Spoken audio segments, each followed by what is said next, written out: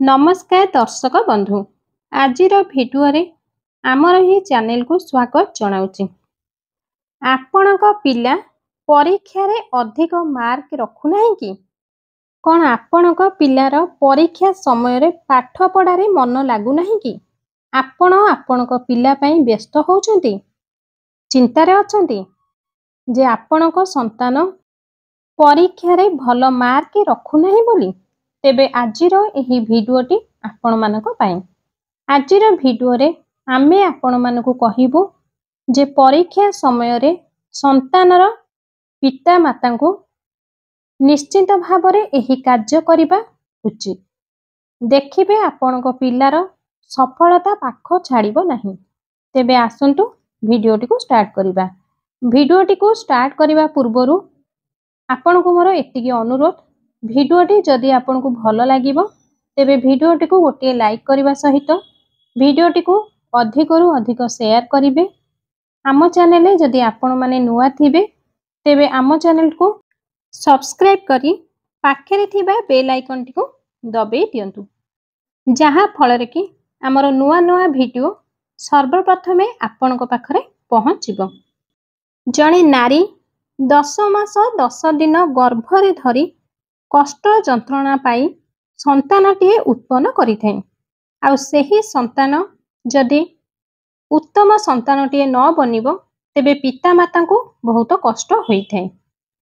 आपण माने जानिछंती कि परीक्षा समय रे आपणक संतानर मन काहीके पाठ पढ़ारे लागू नाही।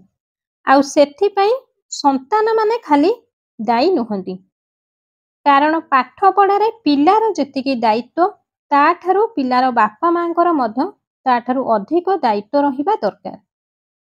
कारण पिला मानको पाठ पढ़ा ओ परीक्षा मध्यरे अनेक गुड़िए समस्यार सम्मुखीन हेबाकु पड़िथाए। आउ एही समय रे पिता माता निजर संतानर सपक्षरे रहिबा आवश्यक। आजिकालीर व्यस्तबहुल जीवन रे पिता माता निज निजर दायित्व रे व्यस्त रहिथांती, निज पिला मानकु अल्प समय देइथांती, जहा द्वारा संतानर भय आउ पाठ पढ़ारे न थाए। आउ एहार प्रभाव पिला मानक उपरे परिलक्षित रही थाए। एमिति सब भूल आपण माने आदौ करंतु नाही। आपणक पिला आपणक भविष्यत, आपणक दायित्व। सबु बाप माँ चाहंती तांको संतान भल पाठ पढ़ू, बड़ मनीषटीए हेउ बोली। एथिपाई जे खाली संतान भल पाठ पढ़िबा उचित, भल मार्क रखिबा उचित से कथा नुहे।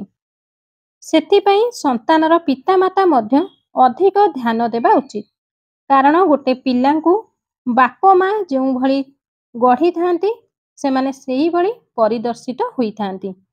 एथिपाई पिला परीक्षा रे अधिक मार्क आनिबाकु हेले पिता मातांकर मध्य बहुत गुड़े कर्तव्य रहुची। एथिपाई आपण माने निज कार्य रे जेते भी व्यस्त थांतु ना काहेकि निज संतानर पाठ पढ़ा समय रे एवं परीक्षा समय रे पिलांको सहित रुहंतु, पिला को साथ दियंतु। आपण आपणको पिला मानको पाठ पढ़ा एवं अन्य सबु कार्य प्रति प्रोत्साहित करंतु। पिला मानको उपरे केबे भी अधिक नंबर रखिबा पई चाप पकांतु नाही, कारण समस्त पिला समान होई नथांती। समस्तको मध्यरे अलगा अलगा क्षमता रही थाए। किछि किछि पिला माने पाठ पढ़ा समय रे एकाग्र होई पारंती नाही। एथिपाई जातकरे थिबा किछि ग्रह मानंकर मध्य सेही संतान उपरे चाप पड़ी थाए।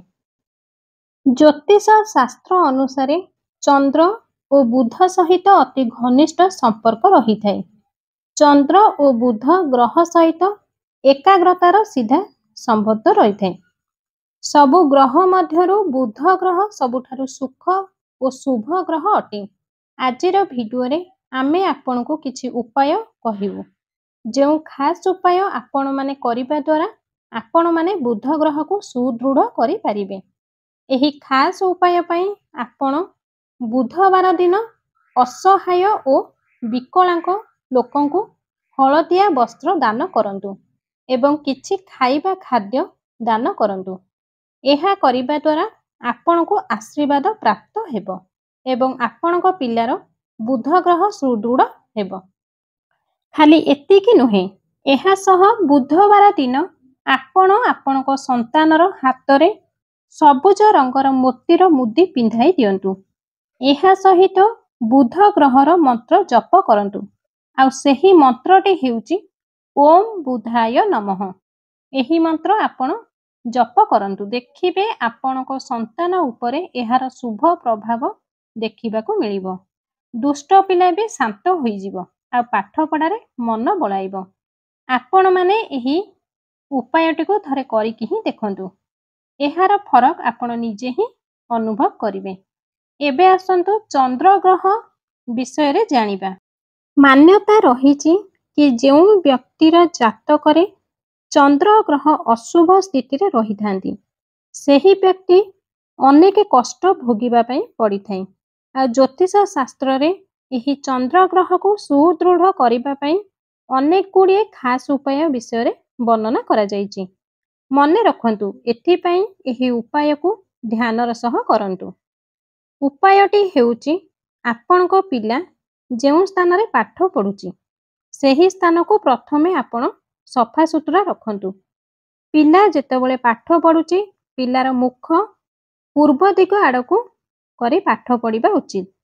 ଯଦି ଆପଣଙ୍କ ପିଲାର ପାଠପଢ଼ାରେ ଏକାଗ୍ରତା ଭଙ୍ଗ ହେଉଛି, ତାହେଲେ ଭଗବାନ ବିଷ୍ଣୁଙ୍କୁ ପୂଜାର୍ଚ୍ଚନା କରନ୍ତୁ।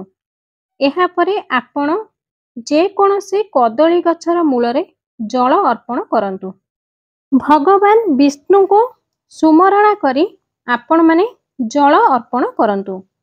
ଏହା ସହ ମନେ ରଖନ୍ତୁ, ଆପଣ ଯେଉଁ କଦଳୀ ଗଛ ମୂଳରେ ଜଳ ଅର୍ପଣ କଲେ, ସେହି କଦଳୀ ଗଛ ମୂଳରୁ କିଛି ମାଟି ଆଣି ଆପଣଙ୍କ ସନ୍ତାନ ମଥାରେ ଟିକେ ଲଗାଇ ଦିଅନ୍ତୁ। ଏହିସବୁ ଉପାୟକୁ ଆପଣ ଥରେ ନିଷ୍ଠାର ସହ କରିକି ଥରେ ଦେଖନ୍ତୁ। ଆପଣଙ୍କ ସନ୍ତାନର ଜାତକରେ ବୁଧ ଏବଂ ଚନ୍ଦ୍ର ଗ୍ରହ ସୁଦୃଢ଼ ହେବାକୁ ଲାଗିବ, ଯାହାଫଳରେ ଆପଣଙ୍କ ସନ୍ତାନର ମନ ପାଠ ପଢ଼ାରେ ଲାଗିବ ଏବଂ ଆପଣଙ୍କ ସନ୍ତାନ ପରୀକ୍ଷାରେ ଦେଖିବେ ଭଲ ମାର୍କ ମଧ୍ୟ ଆଣିବ। ଭିଡ଼ିଓଟି ଯଦି ଆପଣଙ୍କୁ ପସନ୍ଦ ଆସିଥାଏ, ତେବେ ଭିଡ଼ିଓଟିକୁ ଗୋଟିଏ ଲାଇକ୍ କରନ୍ତୁ। ଭିଡ଼ିଓଟିକୁ ଅଧିକରୁ ଅଧିକ ସେୟାର କରନ୍ତୁ, ଯାହାଫଳରେ ଅନ୍ୟମାନେ ମଧ୍ୟ ଏହି ଉପାୟଟିକୁ ତାଙ୍କ ସନ୍ତାନ ପାଇଁ କରିପାରିବେ। ତାଙ୍କ ସନ୍ତାନର ଜାତକରେ ଚନ୍ଦ୍ର ଓ ବୁଧ ଗ୍ରହକୁ ସୁଦୃଢ଼ ରଖିପାରିବେ। ଆଜି ପାଇଁ ରହୁଛି, ପୁଣି ଦେଖାହେବ ଆଗାମୀ ଏକ ସୁନ୍ଦର ଭିଡ଼ିଓ ମାଧ୍ୟମରେ। ନମସ୍କାର, ଜୟ ଜଗନ୍ନାଥ।